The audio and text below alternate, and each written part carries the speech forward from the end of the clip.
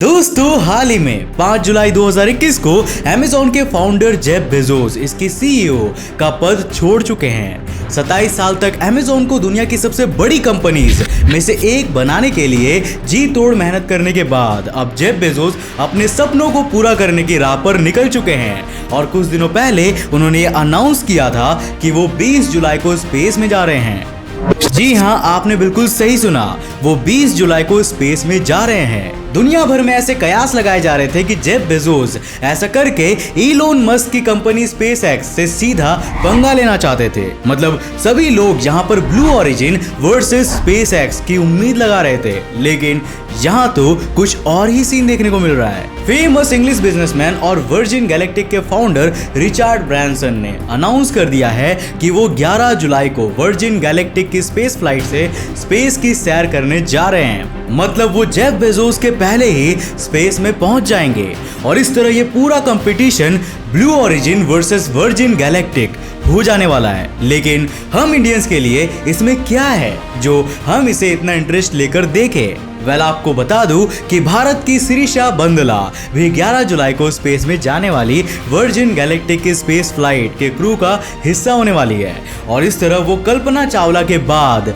Space में जाने वाली दूसरी भारतीय महिला बन जाएंगी। आज के इस वीडियो में मैं आपको blue origin versus virgin galactic की इस स्पेस रेस के साथ साथ सिरिशा बंदला के बारे में भी डिटेल में बताने वाला हूं, जिसको जानकर एक भारतीय के तौर पर आपका सर गर्व से ऊंचा हो जाएगा। तो हेलो गाइस, मैं हूं कौशिक और चलिए शुरू करते हैं आज के इस नए एपिसोड को।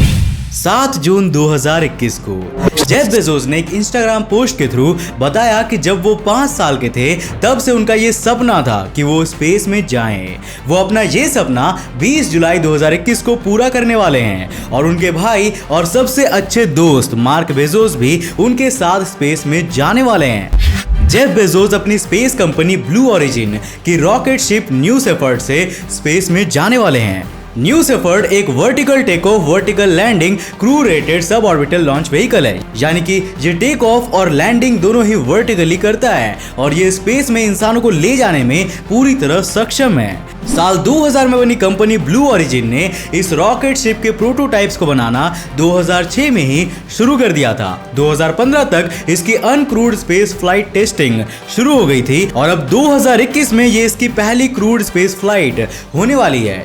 180 बिलियन डॉलर से भी ज्यादा की संपत्ति के मालिक जेफ बेजोस को अपनी कंपनी और इसकी टेक्नोलॉजी पर इतना ज्यादा विश्वास है कि वो इसकी पहली क्रूड फ्लाइट से खुद ही स्पेस में जा रहे हैं। आपको बता दूं कि इस रॉकेट शिप से टोटल 3 लोग स्पेस में जा सकते हैं और इसकी एक टिकट का कॉस्ट 28 मिलियन डॉलर्स है। जेफ बेजोस और मार्क बेजोस के साथ वॉली फंक भी स्पेस में जा रहे हैं, जो एक अमेरिकन एविएटर हैं।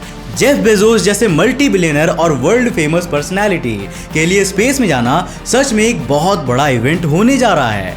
इलोन मस्क, जो स्पेस ट्रैवल और एक्सप्लोरेशन की फील्ड में दुनिया में सबसे ज्यादा पॉपुलर माने जाते हैं, वो भी अभी तक स्पेस में नहीं गए हैं। हालांकि जेफ बेजोस के स्पेस में जाने के साथ ब्लू ओरिजिन के नंबर 1 बनने के सपने को तगड़ा वाला झटका तब लगा जब इंग्लिश बिजनेसमैन रिचर्ड ब्रांसन भी इस स्पेस रेस में कूद गए। वर्जिन गैलेक्टिक एक British American space flight company है जिसे साल 2004 में रिचर्ड ब्रांसन ने ही शुरू किया था। ब्रांसन VSS यूनिटी नाम के स्पेसक्राफ्ट से स्पेस में जाने वाले हैं। इसे स्पेसशिप 2 के नाम से भी जाना जाता है और ये एक sub orbital rocket powered crewed space plane है। VSS यूनिटी इससे पहले 3 बार स्पेस में क्रूड स्पेस फ्लाइट्स ले जा चुका है और तीनों बार ये अपने मिशंस में सक्सेसफुल रहा है। हालांकि अपनी 4th स्पेस फ्लाइट में ये पहली बार 4 लोगों के क्रू को लेकर उड़ान भरने वाला है। रिचर्ड ब्रांसन के अलावा वर्जिन गैलेक्टिक के 3 और मिशन स्पेशलिस्ट इस स्पेस फ्लाइट का हिस्सा होने वाले हैं। इनमें chief astronaut instructor Beth Moses, lead operations engineer Colin Bennett और government affairs vice president Sirisha Bandla भी शामिल है।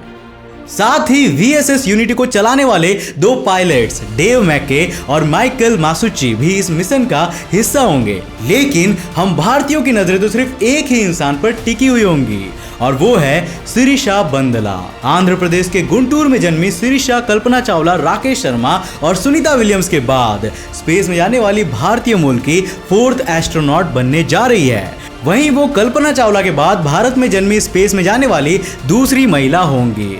जस्ट फॉर क्लैरिफिकेशन, मैं यहाँ भारत में जन्मी कह रहा हूँ, मतलब जिसका जन्म यहाँ भारत में हुआ है। कल्पना चावला का जन्म हरियाणा के करनाल में हुआ था और शिरीषा का जन्म आंध्र प्रदेश के गुंटूर में। इस तरह ये दोनों भारत में जन्मी फीमेल स्पेस ट्रैवलर है, जबकि सुनीता विलियम्स का जन्म भारत में नहीं बल्कि यूनाइटेड स्टेट्स के ओहायो में हुआ था। इस तरह वो भारतीय मूल की तो है, लेकिन भारत में जन्मी नहीं है। शिरीषा का बचपन यूनाइटेड स्टेट्स के ह्यूस्टन में गुजरा है और उन्होंने अपनी शुरुआती स्टडीज भी यहीं पर की थी। साल 2011 में उन्होंने इंडियाना की पर्ड्यू यूनिवर्सिटी से एरोनॉटिकल इंजीनियरिंग में अपनी ग्रेजुएशन पूरी की थी। इसके बाद उन्होंने साल 2015 में वॉशिंगटन डीसी के जॉर्ज वॉशिंगटन यूनिवर्सिटी से अपनी MBA की डिग्री हासिल की और अपनी स्टडीज को पूरा करके उन्होंने वर्जिन गैलेक्टिक को ज्वाइन कर लिया। फिलहाल वो वर्जिन गैलेक्टिक के government affairs and research operations department में वाइस प्रेसिडेंट के पद पर काबिज है और एरोस्पेस इंजीनियरिंग में अपने एक्सपर्टीज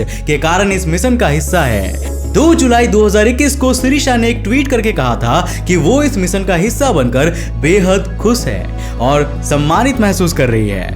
भारत में रहने वाले शिरीषा के दादाजी बंदला रागाए बताते हैं कि शिरीषा सिर्फ 4 साल की उम्र में अपने पेरेंट्स और बड़ी बहन के पास अमेरिका चली गई थी। वो बचपन से ही बहुत निडर है और उन्हें फ्लाइट में बिल्कुल भी डर नहीं लगता है। वो कहते हैं कि उन्हें नहीं पता कि शिरीषा को एयरक्राफ्ट, स्टार्स और स्पेस में इतना इंटरेस्ट कैसे आया, लेकिन वो इन सभी चीजों के बारे में बचपन से ही बहुत ज्यादा क्यूरियस थी। उनका सपना था कि वो एक दिन नासा को ज्वाइन करे। हालांकि उनकी आई साइट में कुछ प्रॉब्लम होने के कारण नासा में वो सिलेक्ट नहीं हो सकी, लेकिन आज शिरीषा ने जो कुछ भी अचीव किया है वो उनकी कड़ी मेहनत और लगन के कारण पॉसिबल हो सका है।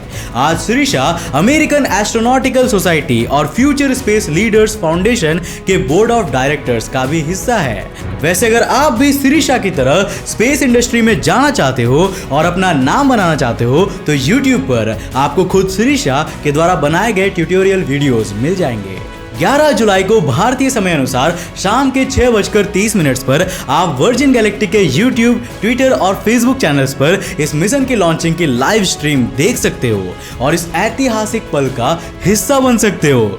वैसे यहाँ इंटरेस्टिंग तो ब्लू ऑरिजिन और वर्जिन गैलेक्टिक के बीच शुरू हो चुकी स्पेस रेस भी होने वाली है। अगर 11 जुलाई रिचर्ड ब्रैंसन का ये मिशन सक्सेसफुल होता है, जो कि मैं और आप चाहेंगे कि जरूर हो, तो ब्रैंसन बेजोस के इरादों पर पानी फेर देंगे। आने वाले कुछ दिनों में हम जो देखने वाले हैं वो स्पेस एक्सप्लोरेशन के इतिहास में एक नए युग की शुरुआत होगी। ब्लू ऑरिजिन, वर्जिन गैलेक्टिक और स्पेसएक्स, ये तीनों ही प्राइवेट स्पेस कंपनीज फ्यूचर में बहुत बड़े माने जाने वाले स्पेस टूरिज्म के बिजनेस पर कब्जा करना चाहती है और ये स्पेस रेस भी उसी के कारण हो रही है। हम जैसे हर इंसान का बचपन से ये सपना होता है कि हम स्पेस में जाए और एटलीस्ट कुछ लोग तो अपनी लाइफ में इतनी दौलत कमा ही लेते हैं कि वो इस सपने को पूरा कर सके।